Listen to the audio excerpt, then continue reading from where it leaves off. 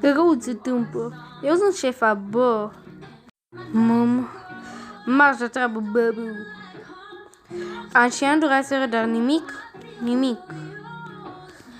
Te rog, mă arăt să fac scroafă. O să mă arăt pe scroafa asta. Mă rugați-mi cât am putut, dar mirare mare, nimic nu se întâmpla.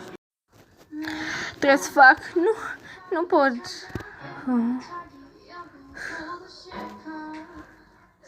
Ce faci, proastă, cu aia?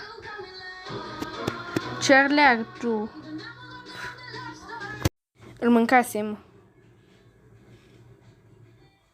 Singurul lucru ce am putut să fac a fost video cu zăpadă în Iris. Au, durere!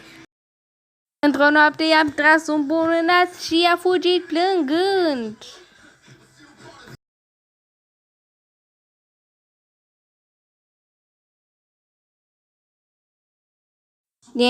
Jens.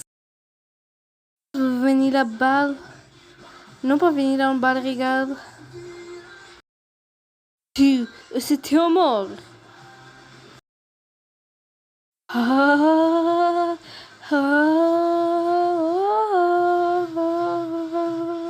Nu.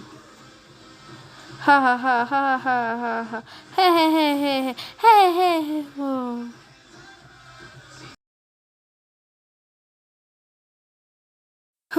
Onde sunt? Ești în rai. Tu ce dracu-i fi?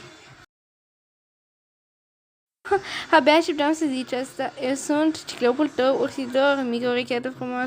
Cum de mor mi s-a întâmplat să mor? Îmi bag cu un fasole. Acum arăt. Unde erai puraș, roia să găsești o casă. Hai. A găsit, dar unica ți-a furat-o. Varma.